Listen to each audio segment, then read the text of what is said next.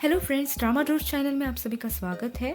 भेटेलिस्तु पुन्हा ये एक मराठी मूवी है जिसकी IMDb रेटिंग है 6.9 आउट ऑफ 10। ये एक लव स्टोरी पर बेस्ड कहानी है जिसे डायरेक्ट किया है चंद्रकांत कांसे ने और एक्ट्रेस है पूजा सावंत और एक्टर है वैभव तत्ववादी। तो चलिए चलते हैं कहानी की ओर। तो कहानी शुरुआत होती है एक लड़के से जिसका नाम है आलोक, जो वो पूना से गोवा जाने वाला है। ये थोड़ी स्टोरी ड्रामेटिक है जहाँ वो एक लड़के से टकराता है। आलोक जो अच्छी जॉब करता है और उसकी उम्र भी शादी की हो चुकी है, तो उसके घर वाले उसके हाथ धो के पीछे पड़े रहते हैं। लगभग 34 लड़कियों को देखने के बाद भी उसे कोई पसंद नहीं आती। दरअसल उसे इस मैरिज सिस्टम से ही प्रॉब्लम होता है। जैसे कि लड़की को जब देखने जाते हैं उस वक्त दोनों का टिपिकली संस्कार बिहेव करना, ये सब उसे बहुत अनरियल लगता है, जिससे वो किसी भी लड़की को पसंद नहीं कर पाता, भले वो लड़की दिखने में कितनी भी खूबसूरत हो। वही जल्दी और एक लड़की का रिश्ता उसे आता है जिससे उसका कलीग, जिसका नाम है चंद्रचूड़, वो उस घर की लड़की को और उसके घर वालों को जानता है, इसलिए आलोक उसे भी इनवाइट करता है।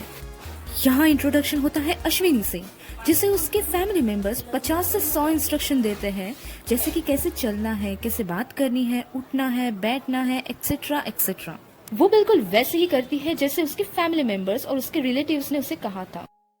लेकिन ये सब करते वक्त वो पूरे प्रोग्राम में सिर्फ गड़बड़ ही गड़बड़ कर देती है। फिर ऑफिस में आलोक उसके दोस्त को बताता है कि उसने उससे भी रिजेक्ट कर दिया, और उसी बीच आलोक और अश्विनी का तो कुछ नहीं होता, लेकिन चंद्रचूड़ उर्फ चंचू और आलोक की मासी, जिनकी भी अभी तक शादी नहीं हुई थी, उनकी भी सेटिंग हो जाती है। वही कहानी 3 महीनों बाद दिखाई गई है, जहाँ से इस कहानी की शुरुआत हुई थी। इस कहानी की शुरुआत में वो जिस लड़की से टकराया था, वो लड़की भी कोई और नहीं बल्कि अश्विनी ही थी, जो उसी ट्रेन से ट्रैवल करने वाली थी, जहां वो स्टेशन पे अपने रिलेटिव्स के साथ सेल्फी ले रही होती है और आलोक भी उसे चोरी छुपे देख रहा होता है। और उसमें से एक रिलेटिव उसे ये करते हुए देख लेता है, तो पूरी की पूरी फैमिली उसे घेर लेती है। लेकिन अश्विनी बिल्कुल नॉर्मल रिएक्ट करती है।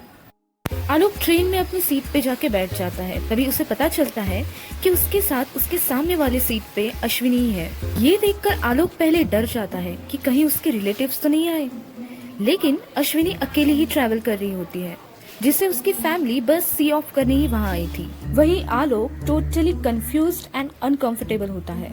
अश्विनी आलोक से बिल्कुल नॉर्मल बिहेव करती है, लेकिन आलोक ही उससे बात करने में इंटरेस्ट तो दूर इग्नोर करता है। उसी के बीच आलोक का पर्स उसके जीन्स से गिर जाता है, जिसे अश्विनी उसे उठाकर लौटाने वाली होती है, लेकिन आलोक का रूड बिहेव देख के वो उसे वापस वही फेंक देती है और वहाँ से चली जाती है। तभी वहाँ एक भिखारी आता है जो उसका पर्स देखकर उसे चुरा लेता है। सुकीला माफी नाही। जब अश्विनी वापस आ रही होती है तो वो टीसी को देख लेती है, तो आलोक भी जेब में हाथ डालता है और पर्स को ना देखकर वो पैनिक हो जाता है। आलोक अश्विनी से हेल्प मांगता है। अश्विनी पहले तो उसे बहुत नाराज होती है, मगर उसकी हालत देखकर वो पर्स को ढूंढती है जहाँ उसने उस पर्स को फेंका था, और पर्स को वहाँ ना देखकर वो समझ जाती है कि उसका पर्स चोरी हो गया है। अश्विनी आलोक से कुछ नहीं कहती, लेकिन वो आलोक को एक्टिंग करने के लिए कहती है। वो उसे अपनी पायल और दुपट्टा देकर सुलाती है, और टीसी की टिकट मांगने पर वो एक टिकट कैंसिल हुई है और उसके बदले वो अपनी बहन को वहाँ लाई है, जो काफी बीमार है, ऐसे बताती है। टीसी के आईडी कार्ड पूछने पर वो चोरी हुआ है ये कहती है, तो वो कंफर्मेशन के लिए उसे देखने के लिए कहता है, मगर अश्विनी उसे टीबी है ये कहकर जैसे तैसे रोक देती है। टीसी के चले जाने के बाद आलोक नॉर्मली बैठ जाता है कि तभी टीसी वहाँ पे वापस आ जाता है। पहले वो आलोक से उसकी पूछताछ करता है और फिर बाद में उसकी बहन को ना देखकर वो उसकी भी पूछताछ करता है। आलोक टीसी को उल्लू बनाकर वहाँ से जा ही रहा होता है कि उसने पहनी पायल की वजह से वो वहाँ पे पकड़ा जाता है।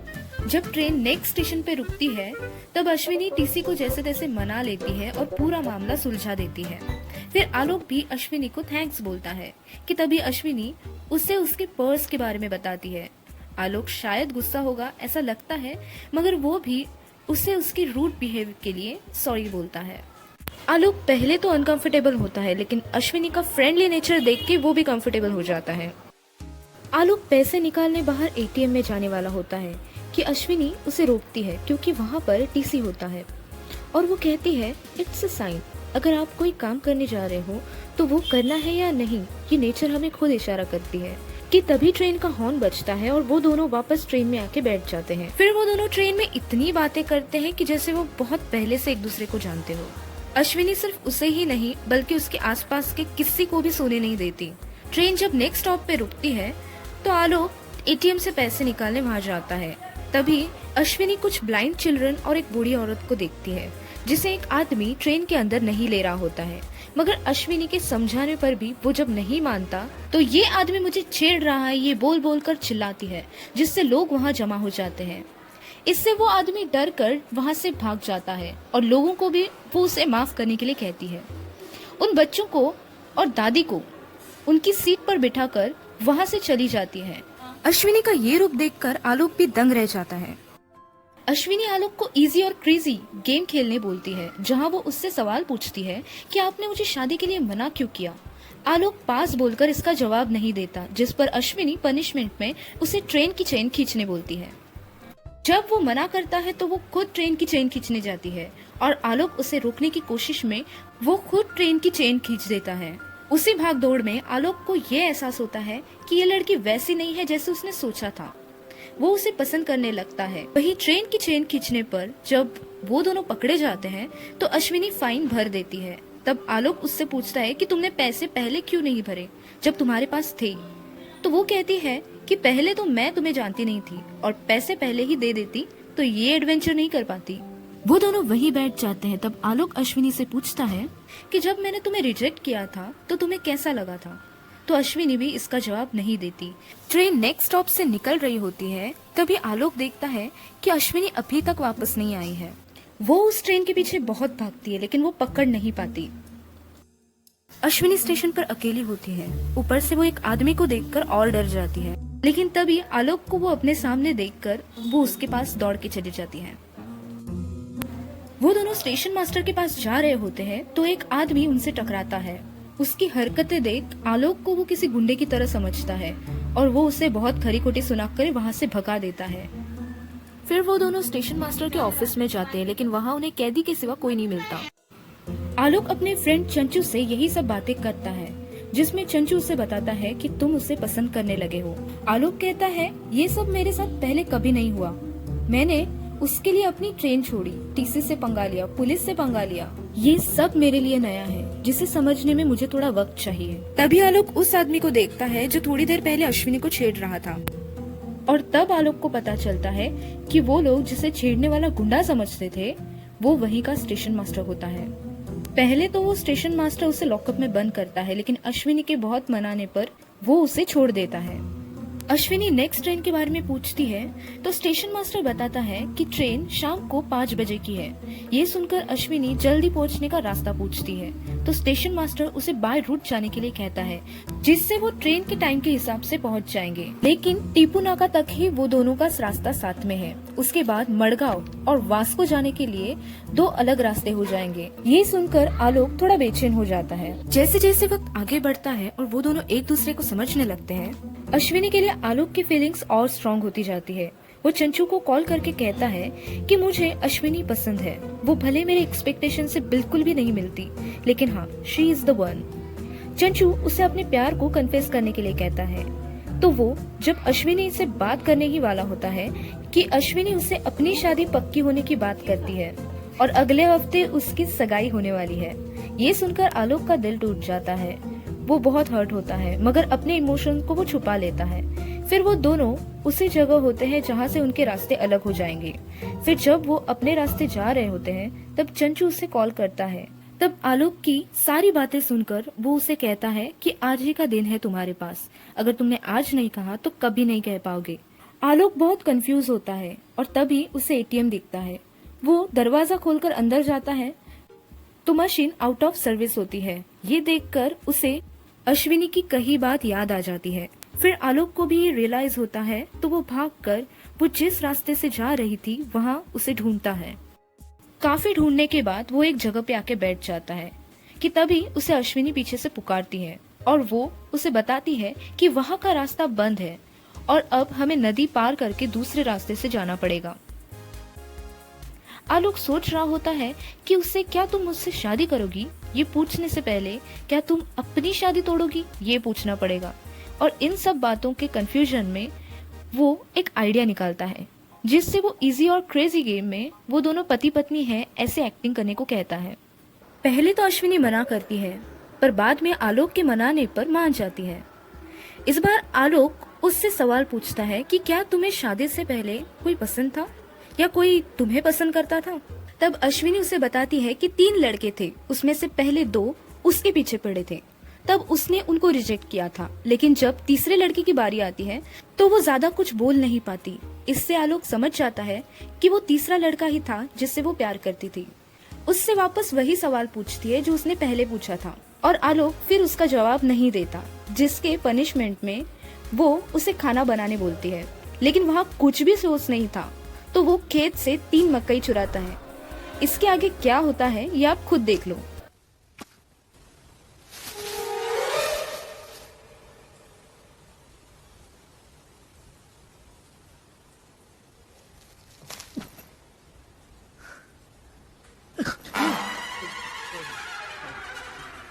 मी काय नाही केलं, खरंच सांगतो मी काही नाही केलं. आई शपथ, मी काय नाही केलं तुम्हाला. मैंने कुछ नहीं किया. आपको चाहिए तो रख लो. नहीं अगर आपको चाहिए तो ले लो. मुझे वापस जाओ.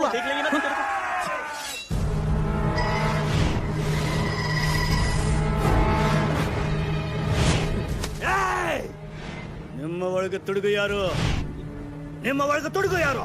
ಲಗುಟ್ ಹರ್ರಿ ಇಲ್ಲಂದ್ರೆ ಕೊಂದೆ ಇಳತಿನೆ. क्या बोला? पूछ रहे कि तुम दोनों में चोर कौन है? ಇಬ್ರಿಗೆ ಕೊಂದ ಇಡಬೇಕಂಗ ಅರ್ಥ. अब क्या बोला?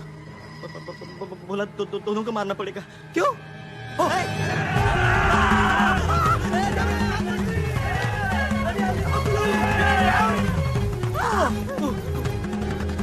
अबे तूने मेरी तरफ हाथ क्यों किया? हाँ क्योंकि तूने चोरी की है. तुमने भी तो चोरी की है ना. तूने क्या चुराया? मैंने एक सोने की मूर्ति, 2 हार, 3 अंगूठी, 5 मंगलसूत्र और 15,000.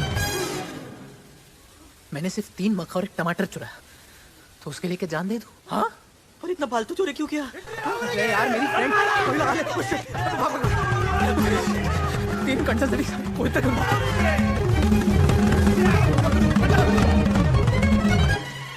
आलोक शर्त के हिसाब से उसे भुट्टा बना के देता है, लेकिन उसका हाथ उसमें जल जाता है तो वो उसे दवाई लगाती है। तभी वो अश्विनी से तीसरे लड़के के बारे में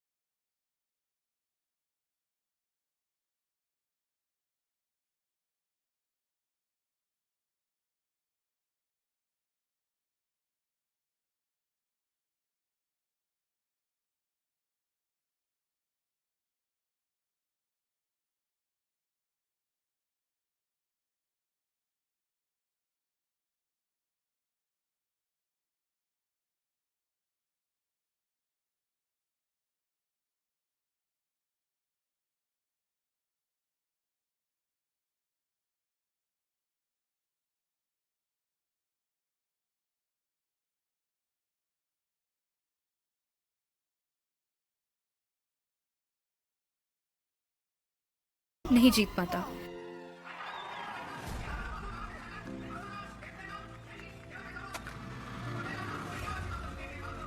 लेकिन जब वो वापस आता है तो अश्विनी उस पर बहुत गुस्सा होती है और अब तक हमने जो टाइम स्पेंड किया है वो बहुत अच्छा था, लेकिन इसका अंत भी अच्छा हो, बस यही रिक्वेस्ट। तुम जो सोच रहे हो वैसा अब हमारे बीच कुछ नहीं हो सकता। फिर वो दोनों एक जगह पर उतरते हैं जहाँ आलोक के सवाल पूछने पर वो कहती है कि वो तीसरा लड़का और कोई नहीं बल्कि वही है। आलोक कुछ कहता उसके पहले अश्विनी उसे रोकती है और वहाँ से बिना कुछ बात किए चली जाती है। वो अपनी मौसी के घर वापस आ जाता है जहाँ चंचू भी होता है। आलोक कहता है कि इसमें मेरी क्या गलती है, मैं जब उसे मिलने गया था तब मैं उससे समझ नहीं पाया। चंचू उसे समझाता है कि गलती तुम्हारी नहीं है, गलती इस अरेंज सिस्टम से है। हम लोग ये काफी जल्दबाजी करते हैं जिसमें दोनों को एक दूसरे को समझने का वक्त ही नहीं देते कि वो दोनों पूरी लाइफ स्पेंड कर सकते हैं या नहीं। फिर चंचू बातों ही बातों में कहता है इसलिए लड़की देखने का प्रोग्राम तो कर दिया, लेकिन लड़के को समझने का प्रोग्राम हमें अरेंज करना पड़ा। पहले तो आलोक कुछ समझ नहीं पाता, लेकिन बाद में चंचू उसे कहता है कि ये सब हमने ही किया था, ये हमारी ही प्लानिंग थी जिससे तुम दोनों को थोड़ा वक्त मिल सके एक दूसरे को समझने के लिए। वो कहते हैं कि अश्विनी तुम्हारा इंतजार कर रही है। तब आलोक भागकर उसके पास जाता है। उन दोनों के गिले शिकवे दूर हो जाते हैं और यहाँ से उनकी नई लव स्टोरी स्टार्ट होती है। I hope you enjoyed this movie. Thanks for watching.